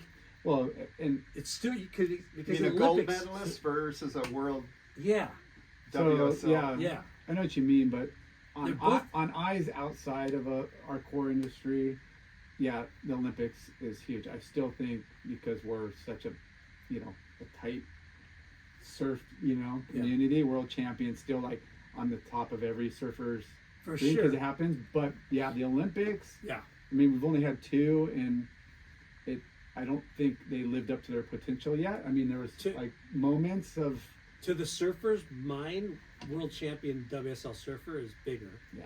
But to the main stage world, an Olympic gold medalist is Oh, bigger. But well, you know what? When you think about that, who was the guy that won the gold medal in surfing This year. this year? I couldn't tell you. I know it was. Kawali Vast, right? Yeah, that's Yeah. it. Yeah. Yeah, but most Yeah, people would never hometown know about fucking- this guy. yeah, hometown. Yeah, boat. hometown. But everybody knows about Kelly Slater, Well, he's Yeah, 11-time world John champion. Yeah. He's a 3-time world champion. or Yeah. guys like this. Yeah. But that's what I mean. Like in our world of surf, like Yeah. you know, we've been trained every year to, you know, world champion, and it's the same guys and stuff, and a lot of the same people are in the Olympics Yeah. too. But there's some Well- some unknown or not as known, you know, World- like athletes, because each country is able to get a couple of guys in or Yeah. girls, or you know. So And the champion of the world tour, you're talking about 10 events, right?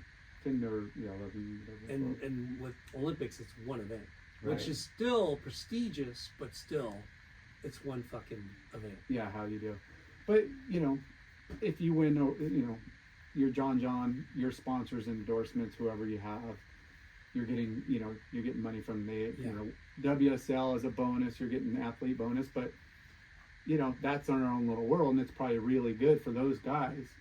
But when you win gold medal, and now you're talking about like Wheaties box and Coca-Cola and Doritos or gold, you know, like who knows, whatever, the endorsements are through the roof. So it's really good for the athletes and elevating the sport. And there's a lot of good things about it, you know, but they're just two different beasts, you know. They're both important, you know, and it's cool that it's in both. We just want it in good ways, you know. TD was great, and then it got small and challenging for wave catching. What's your next big project you got working on? I can't really talk about it. Well, we could talk about the chess, the Endless Summer chess. Oh yeah, board. Please, everybody, go check out this site, and it's really cool. So, what's the site again? Well, my site for my art is called DaveCReynoldsFineArt.com. That's where you can see all my all the different types of sculptural work and graphic designs I do. And then that gives you, but it has a whole page with nothing but endless summer products that I create.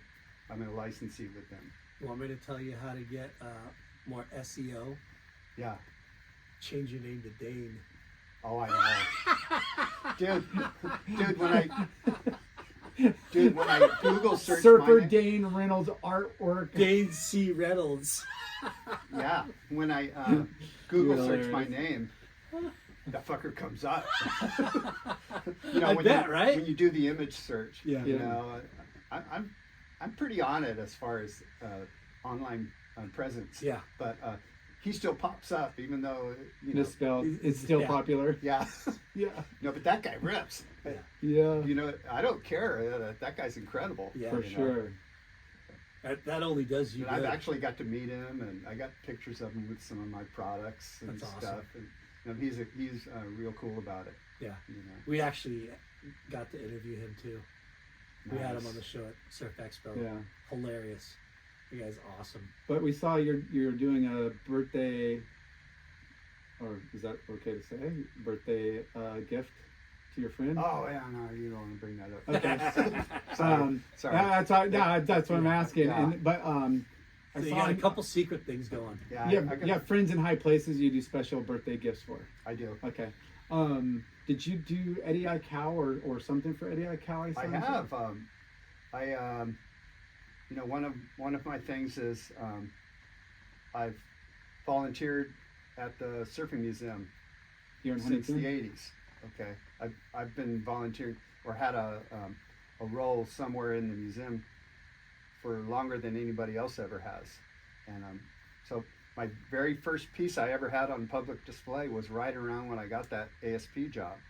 So I took one of my shadow boxes, and I made an appointment with Natalie Coach at the Surfing Museum, and took it in and showed it to her, and she let me put it on display. So it was the very first time, you know, I'd ever had a kind of like free advertisement for piece of art on display anywhere in the world. Wow. Now, I don't know what gave me the idea. I must have read an article in the paper, and back then the very first surf museum was right where BJ's is.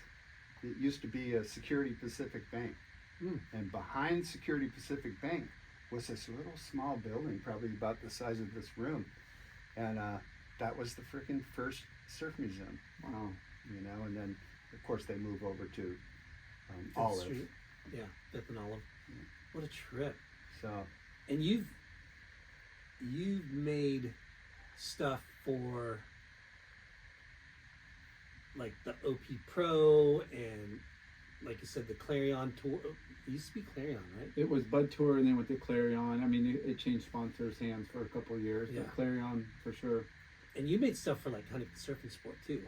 yeah, I make the trophies for the City Surfers Surfers. Hall of Surfers Hall of Fame, yeah. Oh, Surfers Hall of You know. Fame too. So now I've done work with the Surfing Walk of Fame.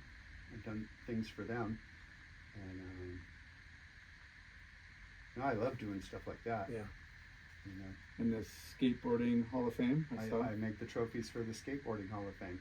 When Right. I go to the inductions, because I didn't tell you, I was like a hardcore underground skateboarder, like in the 70s. I would show up different pools and different skate parks, and the same time when the Dogtown guys were huge. Yeah. Okay, we would show up, and those guys would school us, dude. We were Best in your over area. the moon to be carving over the light, Yeah. dude. And if your wheels hit the tile and went click, click, click, click, and then Yeah. you're down, that was incredible. We Yeah. were besides ourselves. Yeah. We didn't know what was possible.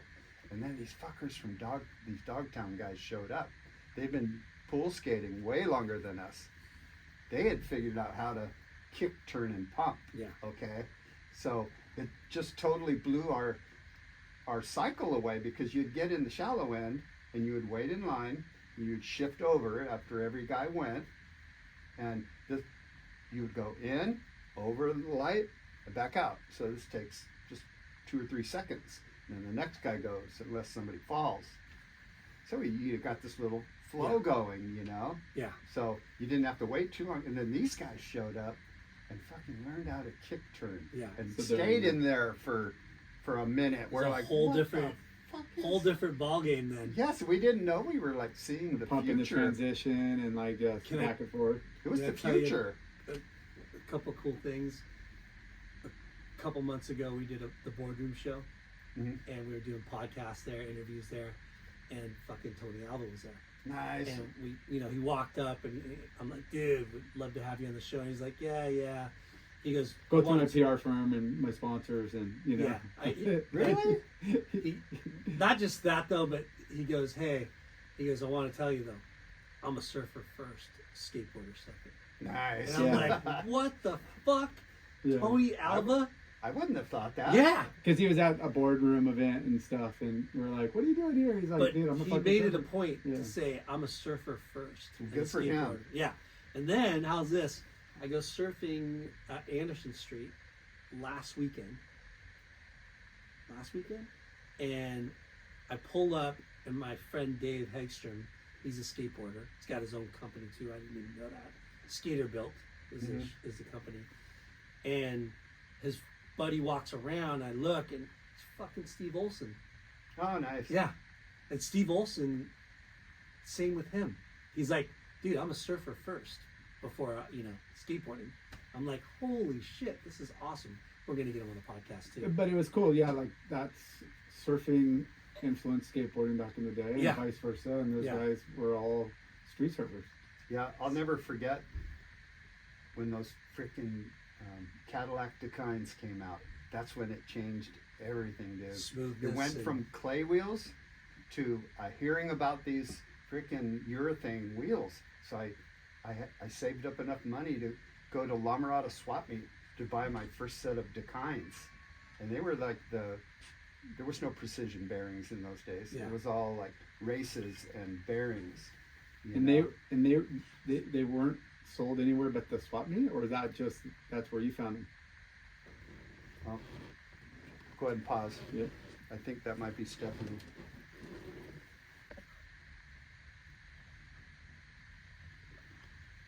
Yeah. All right, so we're back, and you had some guests, but they're just waiting for you. And we wanted to bring up weed wax.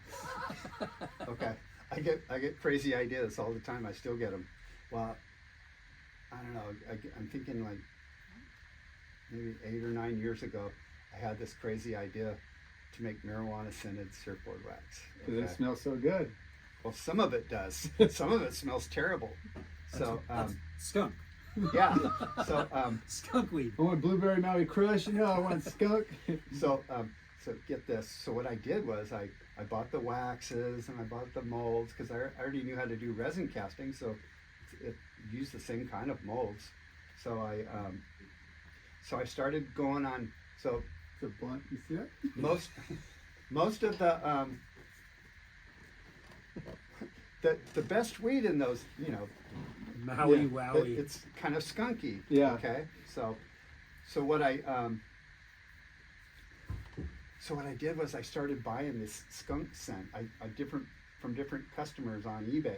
So I would, different sellers, I mean, and it was terrible. It's terrible. So what I did was this was back when you had to have a medical card to buy weed, okay? So I got some Blue Dream. And the one thing about Blue Dream is it's kind of got like a little piney, fruity kind of smell, okay? It's not danky or skunky. So I found out, I did a search and I found out that there's a fragrance lab in Van Nuys, because I can't ship this stuff to somebody. So I found a fragrance lab and I drove out there and gave them an actual little canister, and I never got it back. And then they started sending me like these little tiny canisters of scent, okay? So I guess after about 8 or 9 of them, Finally found a match. they sent me one that I was satisfied enough to go ahead and purchase $200 or $300 worth of this scent, okay? So now I'm in the surf wax business. So I, with this scent, I would give it to a company that was in business around here, Waxy Wax. I would give it to them, and then they would, and I designed a label, and I would sell these square 85-gram bars, okay, of this stuff. And it works incredible. It works just as good as, I get, like Quick Humps. I would compare it to Quick Humps, sex wax. And then from there, I had the wild idea, oh yeah, I'm going to make like a collector's bar. So I was always been a huge fan of Cheech and Chong. Yeah. So, you know, there's the video in the movie, you know, they're in the Impala, stoking on a big hooter, exactly the same size as this. Yeah. And it's white out in there.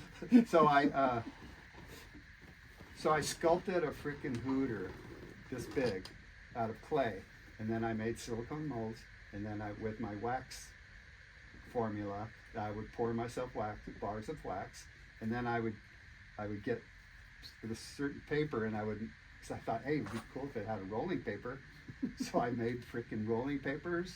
I designed a label, and you know, I just dabble at this. No, for there's sure. no real money in surf wax. No, you know, not unless you're making.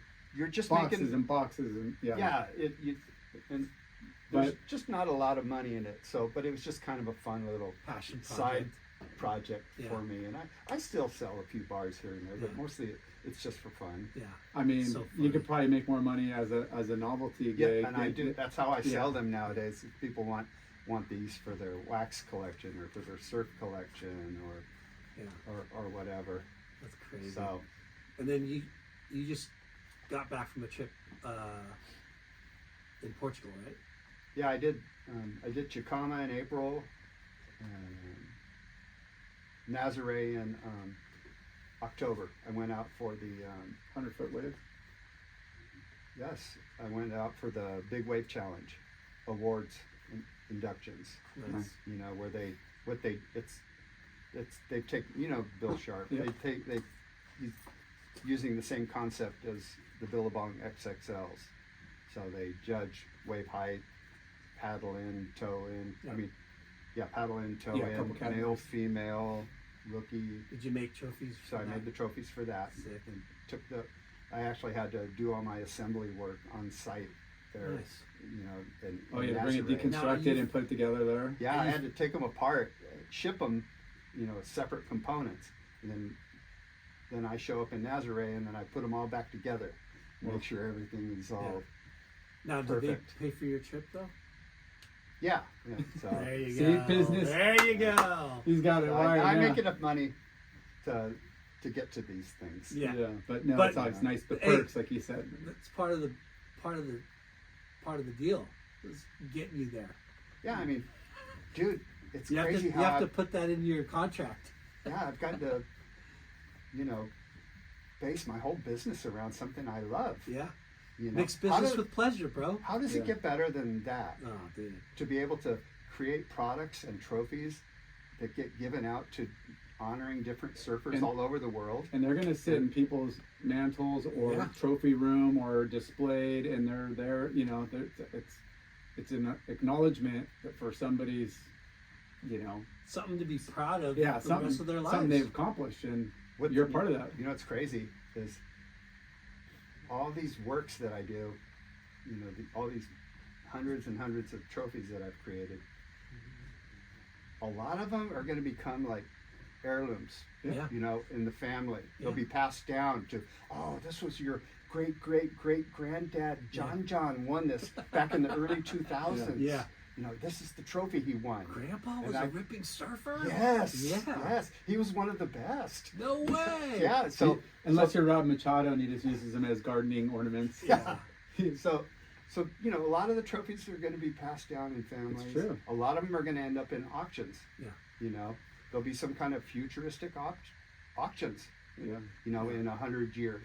Yeah. You know, and So- these things will be turning up in auctions. You So, know, and so Dave's got a whole garage full of number one-offs of everything he's ever shipped. and then you know, and in Awesome. some places, I'm sure in 100 years there will be some type of eBay. You know, I don't know what it'll be called, but there'll be like online sites. People will be buying and trading these things. Yes. You know, so these things are going to be around, you know, a Well, lot Dave, longer than me. Yeah. Your space has all kinds of shit that people can make a pretty penny on. Yeah. I didn't say that out loud, did I? And dude, it came in handy. We don't know where during we're at. Undisclosed location. It came in handy during COVID when I was able to liquidate stuff. You know, Yeah. because I lost all my business during COVID. Yeah. We You all, know, yeah. like all my art business, not all my art business, but all my trophy business was shut down during COVID. So that's when I started teaching myself to sculpt. I got more artistic in my trophies, Yeah. and I started getting into marine life and stuff like that. But dude, if it wasn't for COVID, you know what? I'd be doing okay, Yeah. but not like I'm doing now. Because you've But it kind diversified of into lit more. a fire under my ass, made me up my skills as far as art goes. And then, so, you know, during COVID, lost all the trophy business, start creating art, making money. Eventually, trophies come back. So now I got trophies and art, you know? Nice. So I got both, Yeah. you know? And now it's like about all the work I feel like generating, you know? That's awesome, man. Yeah. Never have to work a day in your life as long as it's Yeah. your, you know, it's your hobby and your passion. Yeah, I'm just stoked to be able. The main reason I wanted to be, you know, self-employed artist was so that I could have the option to surf every day if I want. You know, if the waves are good, I'm surfing. I love it. So I, basically for me nowadays, it's like I'm weighing out surf quality versus workload. You know, I mean, there's some days when the waves are okay, but I got this huge project I need to get out the door tomorrow, and so I'll work. Yeah. You know, but there's, you know, and it's always like The this. balance, yeah. You know, but most generally I can get wet almost every day that it's good. Yeah. Good for you. You know, Quality of life. it is, and Yeah. I've And you just been don't- blessed to. You don't have to drive far. You're right here. No, Close. dude, I get up, I come here in the morning, I'm on the computer, I'm checking out the surf conditions, which way the tide and the wind, and I'm trying to figure out, okay, Where's my the window? low tide is like at 8:15, so if I go to Home Depot first, that'll put me at, Yeah. at On the the incoming cliffs. tide, I like just, Yes, you know, but it'll be just enough time before the wind comes up around 11 or 11:30. yeah, you get your windows. So that's my life, dude. Yeah. Awesome. You know, and it's incredible. Well, congrats on all your success, and let us, you know, say thanks Yeah. for letting us come into your studio, Yeah, art thanks for gallery, com- museum. Thanks for coming by. And, Before we go, Yeah. shout outs to our sponsors. This is a new sponsor for Ah, us, nice. Skosh. That's where you got the water bottle with the yeah, magnet on I the can't front. wait to try this thing. Yeah, so it's got That's the sick. magnetic lid, which acts as No, dude. Also, we're sponsored by Loose Towels. Oh man, I've seen these. These are incredible. Yeah. so that's a or Microfiber. We're also sponsored by Bonsai Bowls. I love a There's good two bonsai bowl. Bonsai Oh, bowls man. for you. You guys are And the we, best. we might have to do a collab with you on finless skateboards, huh? This Yeah, guy. we got Finless skateboards. We'll find out. Um, I don't know where we put also it. sponsored by Earth Pack. They make your packaging needs Yep. for paper, plastic bags, and then for shipping, they make Sustainable packaging and, yeah. and bags. And then Dial me in. Yeah. Caballero Pools and Spas. So anybody looking to do some hardscape, add a jacuzzi or a pool in the backyard, or front. Nice. Let's do it. Thank you to Clear Weather Brand Shoes, Foo Wax, Yeah. Murph Electric Bikes. What else? Dang, you guys are killing it. We're Yeah. trying. We're Dang. trying. It's a shell game, but yeah, Nice. we're having fun doing it. That's it. No, I've listened to a few of your podcasts. I've seen you do it live down at the Surf and Surf Sport. Expo. Yeah. No, dude. Yeah, we have a blast. You guys got it going on. Thank Well, you. thank you. We appreciate it. Yeah, Hey, Dave. guys. Check Dave. them out. Dave C. Reynolds, Dave C. Reynolds, fineart.com. fineart.com. Also, Dane C. Reynolds. No. Don't do that. Later.